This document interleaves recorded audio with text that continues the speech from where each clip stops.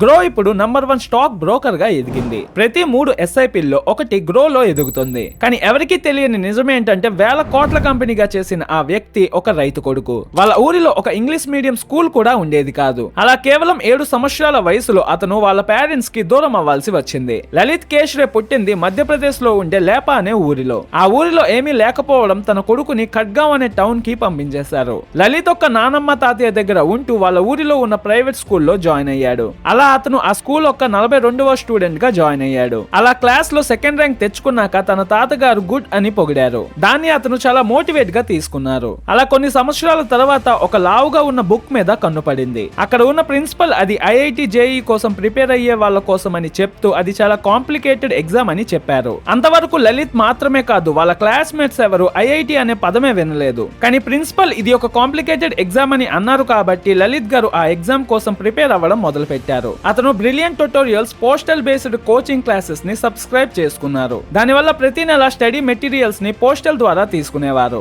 అతను రాత్రి పగళ్ళు ఒకటి చేసి సొంతంగా ప్రిపేర్ అయ్యారు. అలా ఎగ్జామ్స్ రాసి IIT బాంబేలో మైక్రో ఎలక్ట్రానిక్స్ ఇంజనీరింగ్ లో సెలెక్ట్ కూడా అయిపోయారు. IIT లో స్టూడెంట్స్ కేవలం క్యాంపస్ లైఫ్, ప్లేస్మెంట్స్ ఇంకా గ్రేడ్స్ మీద ఫోకస్ పెడితే లలిత్ మాత్రం వేరేగా ఆలోచించేవాడు. అతను ఇంజనీరింగ్ నాలెడ్జ్ ని యూజ్ చేసి ఒక ఎలర్జెన్ డిటెక్టర్ డివైస్ ని తయారు చేశాడు. ఆ డివైస్ అడ్వాన్స్ గా ఎన్వైరన్మెంట్ లో ఎలర్జిటివ్ వైరస్ ఉంటుంది అని వార్నింగ్ ఇస్తుంది. దానివల్ల అతనిలో ప్రాబ్లమ్ సాల్వింగ్ ఇంకా ఆంటర్‌ప్రెన్యూర్‌షిప్ లాంటి ప్యాషన్ కలిగింది. అలానే అతను IIT లో ఉంటూ స్టాక్ మార్కెట్ గురించి మంచి నాలెడ్జ్ ని సంపాదించారు. అతను ఫైనాన్షియల్ న్యూస్ చూడడం మొదలుపెట్టి క్యాపిటల్ మార్కెట్స్ ని టార్గెట్ చేస్తూ తన స్కాలర్షిప్ నుంచి వచ్చిన డబ్బులతో ఒక షేర్ కూడా కొన్నాడు. అప్పట్లో స్టాక్ మార్కెట్ అకౌంట్ క్రియేట్ చేయడానికి లైన్ లో ఉండాలి, ఫిజికల్ పేపర్ వర్క్ ఫిల్ చేయాల్సి వచ్చేది, ఇంకా హై బ్రోకరేజ్ ఫీజు కట్టాల్సి వచ్చేది. అప్పట్లో అలాంటి ప్రాబ్లమ్స్ చూసిన లలిత్ ఫ్యూచర్ లో ఇండియా కోసం ఒక సొల్యూషన్ తెస్తాడు అని ఎవరూ అనుకోలేదు. IIT లో గ్రాడ్యుయేషన్ చేశాక లలిత్ ఇథియం సిస్టమ్స్ లో జాబ్ చేశాడు. అది ఒక ఇండియన్ కంపెనీగా ఉండేది. అది కాస్త గూగుల్ ఇంకా నెట్ఫ్లిక్స్ లాంటి క్లయింట్స్ కి వీడియో స్ట్రీమింగ్ సాఫ్ట్వేర్స్ తయారు చేస్తూ ఉండేది.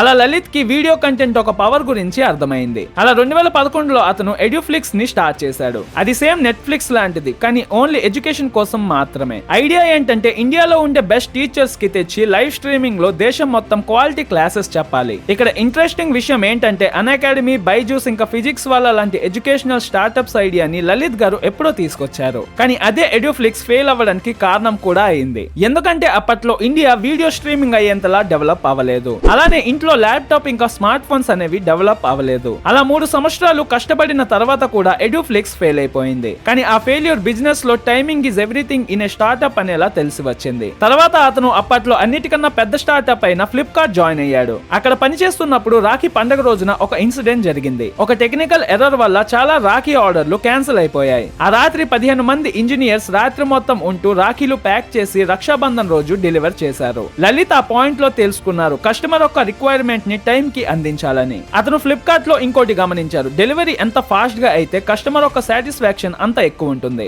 అందుకోసమే అతను 3 డేస్, 2 డేస్ లేదా 1 డే డెలివరీ కాదు, అతను ఒక గంటలో డెలివరీ చేయాలి అని ఆలోచించారు. అతను ఫ్లిప్కార్ట్ క్విక్ అంటూ ఒక పైలట్ ప్రాజెక్ట్ ని కూడా రన్ చేశారు. ఒకలాగా చూసుకుంటే జెప్టో, స్విగ్గీ ఇంకా బ్లింకిట్ ఇప్పుడు ఇస్తున్న సర్వీసెస్ ఐడియాని లలిత్ గారు 2015లోనే స్టార్ట్ చేశారు. అండ్ అప్పుడు కూడా దేశం యొక్క ఆర్థిక పరిస్థితి వల్ల అది కూడా ఫెయిల్ అయిపోయింది. జాబ్ చేయడానికి ఫ్లిప్కార్ట్ చాలా మంచి కంపెనీ, కానీ లలిత్ గారి కలలు చాలా పెద్దగా ఉండేవి. అలా అతనితో హర్ష్ జైన్, నీరజ్ సింగ్ ఇంకా ఇషాన్ బన్సాల్ కో ఫౌండర్స్ గా కలిశారు. అండ్ వాళ్ళు కూడా ఫ్లిప్కార్ట్ లో జాబ్ చేస్తూ ఉండేవారు. అండ్ వాళ్ళు ఒక టీం అయ్యాక ఒక మంచి స్టార్ట్అప్ గురించి ఆలోచించడం మొదలు పెట్టారు. అందుకోసం వాళ్ళు ప్రతి 4వ సండే రోజు బ్రేక్ఫాస్ట్ చేయడానికి కలిసేవారు. అలా కలిసిన ప్రతిసారి స్టాక్ మార్కెట్ మీద ఇన్వెస్ట్మెంట్ గురించి మాట్లాడుకోవడం గమనించారు. అలా వాళ్ళు ఆలోచించారు, అసలు ఎందుకు ఒక డిమాట్ అకౌంట్ ఓపెన్ చేయడానికి అంత కష్టం, మ్యూచువల్ ఫండ్స్ అంత కాంప్లికేటెడ్ ఎందుకు, అండ్ లాస్ట్ గా 20 కోట్ల మంది ఇన్వెస్ట్ చేసే కెపాసిటీ ఉన్న కేవలం 2 కోట్ల మంది మాత్రమే ఎందుకు ఇన్వెస్ట్ చేస్తున్నారు అని అనుకున్నారు. అలా అప్పుడే digital India initiative, Aadhaar card ఒక KYC ఇంకా జియో కూడా ఫ్రీ డాటా ఎంట్రీ ఇచ్చింది. అలా వాళ్ళు ఫైనాన్షియల్ సర్వీసెస్ లో స్టార్ట్అప్ చేయాలి అని డిసైడ్ అయ్యారు. అలా 2017లో వాళ్ళు గ్రో ని లాంచ్ చేశారు. స్టార్టింగ్ లో వాళ్ళు కేవలం ఒక వెబ్సైట్ ని లాంచ్ చేశారు, ఎందుకంటే వాళ్ళ దగ్గర యాప్ లాంచ్ చేయడానికి డబ్బులు ఉండేవి కాదు. గ్రో లో కేవలం మ్యూచువల్ ఫండ్స్ ఒక ఆప్షన్ మాత్రమే ఉండేది. మ్యూచువల్ ఫండ్స్ ఒక అన్ని ఇన్ఫర్మేషన్ లైక్ ఫండ్ మేనేజర్ ఒక ప్రొఫైల్, ఎక్స్పెన్స్ రేషియో, గత 10 సంవత్సరాల వరకు జరిగిన పర్ఫార్మెన్స్ ఇంకా రిస్క్ రేటింగ్ కూడా ఉండేవి. యూజర్స్ అన్ని చెక్ చేసుకుని ఇన్వెస్ట్ పెట్టడానికి ఆలోచించేవారు. వాళ్ళు లాంచ్ చేసిన మొదటి నెలలో 100 మంది వచ్చినట్టయితే ఆ స్టార్ట్అప్ ని కంటిన్యూ చేద్దామని ఫిక్స్ అయ్యారు. కానీ మొదటి నెలలోనే 600 మంది యూజర్స్ వచ్చేసారు. అది కూడా ఎలాంటి మార్కెటింగ్ చేయకుండా. వినడానికి చిన్నగా ఉన్న వాళ్ళకి మాత్రం అది చాలా ఎక్కువ అనిపించింది. అందరూ చాలా హ్యాపీగా ఫీల్ అయ్యారు అండ్ గ్రో రోజు రోజుకి యూజర్స్ ని పెంచుకుంటూ పోయింది. అలా కంపెనీ యొక్క CEO Neeraj Singh grow company యొక్క యాప్ కూడా తయారు చేశాడు. అలా చాలా పెద్దవాళ్ళ దగ్గర నుంచి వాళ్ళకి ఫండింగ్ కూడా దొరికేసింది. అలా గ్రో దేశం మొత్తం వ్యాపించిపోదాం అనుకున్న ఆ మార్కెట్ లో జెరోదా, అప్ స్టాక్స్ ఇంకా ఏంజల్ వన్ లాంటి ప్లేయర్స్ కూడా డిస్కౌంట్ బ్రోకింగ్ సర్వీసెస్ ఇవ్వడం మొదలు పెట్టారు. అండ్ వాళ్ళ నుంచి అడుగు ముందుకు వేయడానికి గ్రో ఏదైనా యూనిక్ గా చేయాలి అని అనుకుంది. వాళ్ళు గమనించారు అందరిలో ఒకే విషయం కామన్ గా ఉండేది. వాళ్ళందరూ డైరెక్ట్ స్టాక్స్ ఇన్వెస్టింగ్ ఇంకా ట్రేడింగ్ సర్వీసెస్ ఇవ్వడం మీద ఫోకస్ చేశారు. ఎందుకంటే స్టాక్స్ లోనే చాలా ఎక్కువ రెవెన్యూ పొటెన్షియల్ ఉండేది. కానీ గ్రో మాత్రం వాళ్ళలా కాకుండా రివర్స్ గా వెళ్ళడానికి డిసైడ్ అయింది. వాళ్ళు నార్మల్ ప్రజలు కూడా సింపుల్ గా ఇన్వెస్ట్ చేసేలా మ్యూచువల్ ఫండ్స్ ని తీసుకొచ్చారు. అందులో రెగ్యులర్ మ్యూచువల్ ఫండ్స్ ని కాకుండా డైరెక్ట్ మ్యూచువల్ ఫండ్స్ ని ఆఫర్ చేశారు. ఎందుకంటే కంపేర్ చేసుకుంటే డైరెక్ట్ ఫండ్స్ కన్నా రెగ్యులర్ ఫండ్స్ నుంచి కస్టమర్ 1 నుంచి 1.5% ఎక్స్ట్రా కమిషన్ చార్జ్ చేస్తుండేవారు. ఆ కమిషన్ డైరెక్ట్ గా కంపెనీకి వెళ్తుంది. కానీ గ్రో మాత్రం కస్టమర్స్ కోసం ఆలోచించి కమిషన్ ని జీరో చేసేసింది. దానివల్ల 2017 నుంచి 2021 మధ్యలో గ్రోకి ఎటువంటి డబ్బులు రాలేదు. కానీ వాళ్ళు 2 కోట్ల కన్నా ఎక్కువ రిజిస్టర్డ్ యూజర్స్ ని సంపాదించారు. దానివల్ల వాళ్ళు స్టాక్స్ ఓపెన్ చేసిన మొదటి రోజే 1.8 లక్షల డిమాట్ అకౌంట్స్ ఓపెన్ అయ్యాయి. అండ్ అందులో కూడా grow zero charges for opening ఇంకా జీరో యాన్యువల్ మెయింటెనెన్స్ చార్జెస్ ని పెట్టేసింది. గ్రో బై అండ్ సెల్ చేసినప్పుడే బ్రోకరేజ్ చార్జెస్ ని పెట్టింది. ఎందుకంటే వాళ్ళ ఫోకస్ డబ్బులు సంపాదించడానికి కాదు, నమ్మకం పెంచుకోవడం మీద ఆలోచించారు. అలా ఒక్కొక్కటిగా కొత్త కొత్త ప్రొడక్ట్స్ ని లాంచ్ చేయడం మొదలు పెట్టారు.